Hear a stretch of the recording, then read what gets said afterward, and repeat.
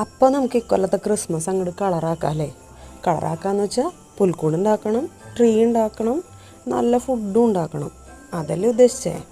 ഉണ്ണീശു പറഞ്ഞത് ഡിസംബർ 25 ആണെങ്കിലും എല്ലാ സ്ഥലത്തും ഡിസംബർ 25 മുമ്പ് ഉണ്ണീശുവിനെ നമ്മൾ ജനിപ്പിച്ചിരിക്കും. ട്യൂഷൻ സെൻറ്ററുകൾ, സ്കൂളുകൾ, ജോലി സ്ഥലങ്ങൾ, ആൾ കൂടുന്ന എല്ലാ സ്ഥലത്തും ഡിസംബർ 25 മുമ്പ് കേക്കും മുറിച്ച് പരിപാടി നമ്മളങ്ങോട്ട് അവസാനിപ്പിക്കും. പിന്നെ സ്വന്തം വീട്ടിലേക്കുള്ള ക്രിസ്മസിൻ്റെ ആഘോഷങ്ങളുടെ തിരക്കായിരിക്കും. ഇത് ഞങ്ങളിപ്പോൾ പോയത് സബ്കാറിലാണ്. ഞങ്ങൾക്ക് ക്രിസ്മസിൻ്റെ ട്രീയും പുൽക്കൂടും ഒക്കെ ഒന്ന് സെറ്റ് ചെയ്യാനായിട്ടുള്ള സാധനങ്ങൾ വാങ്ങിക്കാൻ പോയതാണ്. എൻ്റെ ചെറുപ്പത്തിൽ ഇങ്ങനത്തെ ട്രീയും പുൽക്കൂട് സെറ്റ് ചെയ്യൽ പരിപാടിയൊന്നും എൻ്റെ ഓർമ്മയിലില്ല. ഞങ്ങളുടെ വീടിൻ്റെ അടുത്തുള്ള കൃഷ്ണൻ ചേട്ടനും ദൈവമ്മാമ്മയും കൂടി ഉണ്ടാക്കി തരുന്ന ചൈനീസിൻ്റെ സിൽക്ക് പേപ്പർ കൊണ്ടിട്ടുള്ള നക്ഷത്രമാണ് ഞങ്ങളുടെ വീട്ടിലൊക്കെ അന്ന് തൂക്കിയിരുന്നത്. ഞങ്ങളുടെ വീട്ടിൽ മാത്രമല്ല, ഞങ്ങളുടെ വീടിൻ്റെ തൊട്ടടുത്തുള്ള എല്ലാ വീട്ടിലും ആ ചേട്ടൻ ഉണ്ടാകുന്ന നക്ഷത്രമായിരിക്കും ഉണ്ടാവുക. ഇന്നത്തെ റെഡിമെയ്ഡ് നക്ഷത്രങ്ങൾ അന്ന് എൻ്റെ വളരെ ചെറുപ്പത്തിൽ കുറവായിരുന്നു. അതിൻ്റെ ഉള്ളിൽ ചെറിയ റാന്തൽ വെട്ടത്തിൻ്റെ ഒരു തിരി ഉണ്ടാവും. അപ്പോൾ ആ തിരി നമുക്കിങ്ങനെ തെളിച്ച് വെക്കാനും പറ്റും. അപ്പോൾ അന്ന് എല്ലാ വീടുകളിലും അത്ര കറണ്ടില്ല. അപ്പോൾ ഈ നക്ഷത്രമായിരിക്കും എല്ലാ വീടുകളിലും ക്രിസ്മസിൻ്റെ വരവ് നമുക്ക് അറിയിച്ചു തരാം. പിന്നെ ചെറിയ ചെറിയ ക്രിസ്മസ് കാർഡുകൾ, ഗിഫ്റ്റുകൾ.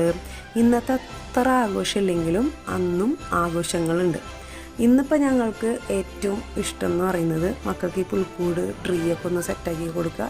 പിന്നെ ഫുഡിൻ്റെ കാര്യവും അന്നൊരു സ്പെഷ്യൽ ഐറ്റം എന്തെങ്കിലും ഉണ്ടാക്കാം. അതാണ് നമ്മുടെ ഒരു ക്രിസ്മസിൻ്റെ പ്രധാനമായിട്ടുള്ളൊരു ചടങ്ങ് എന്ന് പറയുന്നത്. ഓണവും വിഷുവും ക്രിസ്മസും ന്യൂ ഇയറും പെരുന്നാളും എല്ലാം ആഘോഷിക്കാൻ പറ്റുമെങ്കിൽ എല്ലാം ആഘോഷിക്കണം എന്നാണ് എൻ്റെ ഒരു അഭിപ്രായം. മനുഷ്യന്മാരൊക്കെ ഒന്ന് സന്തോഷിക്കട്ടെ. അല്ലാണ്ട് പിന്നെ എൻ്റെ ചെറുപ്പത്തിൽ എൻ്റെ ഫ്രണ്ട്സിൻ്റെ വീട്ടിലൊക്കെ പുൽക്കൂട് കുറേ പേരുടെ വീട്ടിലൊക്കെ ഉണ്ടാക്കുമായിരുന്നു. അപ്പോൾ എനിക്ക് ഭയങ്കര ഇഷ്ടമായിരുന്നു എൻ്റെ വീട്ടിലൊന്നും ഉണ്ടാക്കണമെന്ന്. അന്നിപ്പോൾ ഞങ്ങൾ ഇതുണ്ടാക്കണ കാര്യം ആലോചിക്കുമ്പോഴേക്കും ആരെങ്കിലും പറയും, നമ്മുടെ വീട്ടിൽ എന്തിനിപ്പോൾ ഇത് ഉണ്ടാക്കണേ, നമ്മുടെ വീട്ടിൽ ഇതിപ്പോൾ ഉണ്ടാക്കേണ്ട ആവശ്യമില്ലല്ലോ എന്നൊക്കെ പറയും. ഇപ്പം എനിക്കറിയാം, ആരുടെ വീട്ടിൽ ഇത് ഉണ്ടാക്കിയാലും പ്രത്യേകിച്ച് ഒരു കാര്യമില്ല. അതൊരു ചെറിയ സന്തോഷത്തിൻ്റെ എലമെൻറ്റ് മാത്രമാണ്. നമ്മുടെ വീട്ടിൽ ക്രിസ്മസിന് പുൽക്കൂട് കാണുമ്പോൾ നമുക്ക് മാത്രം തോന്നുന്നൊരു സന്തോഷം. അത് വേറെ ആൾക്ക് സന്തോഷമാവണമെന്നൊന്നുമില്ല. പക്ഷെ എനിക്കിഷ്ടമാണ് എൻ്റെ വീട്ടിൽ ഉണ്ണീശു ഒന്ന് വരുന്നത്. ആ തെളിച്ചവും ബൾബും ലൈറ്റും ഒക്കെ കാണുമ്പോൾ ഡിസംബറിൻ്റെ കൂടെ ഒരു ചെറിയ ന്യൂ ഇയറിൻ്റെ വരവ് സന്തോഷമായിട്ട് എനിക്ക് തോന്നാറുണ്ട്.